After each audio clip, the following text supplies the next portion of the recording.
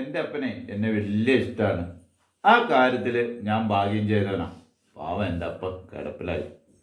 എപ്പോഴും പോയി ഞാൻ എൻ്റെ അപ്പൻ്റെ അടുത്ത് ഇരിക്കുകയും ആമത് കാലത്ത് കാട് വെട്ടിപ്പിടിച്ചതും പള്ളിക്ക് കുരിശു നാട്ടിയതും എല്ലാം എൻ്റെ അപ്പം പറയും.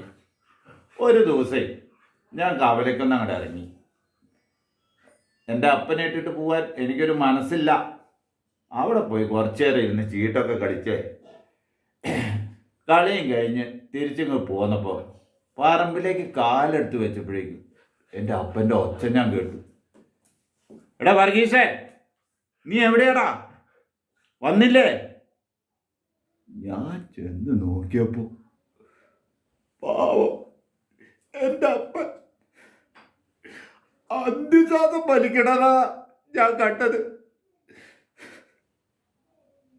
ഞാൻ പിന്നെ ഒന്നും ആലോചിച്ചില്ല. എൻ്റെ അപ്പനെ എടുത്ത് തോളത്തൊക്കെ ഇട്ട് ആ കുന്നുമല ഒന്നും നോക്കാതെ വൈദ്യരുടെ വീട് ലക്ഷ്യമാക്കി ഞാൻ ഒരു ഓട്ടങ്ങടെ ഓടിയിട.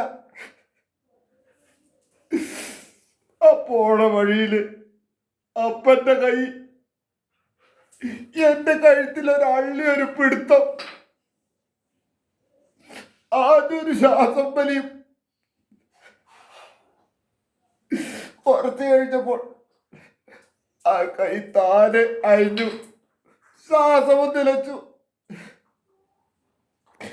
അന്നൊന്നും എൻ്റെ അപ്പനെ എടുത്തിട്ട് പോവാൻ ഞാനൊരു കൂട്ടുകാരനെ കൂട്ടിയില്ലടാ. ഇന്നത് ഓർക്കുമ്പോൾ എനിക്കെന്തോ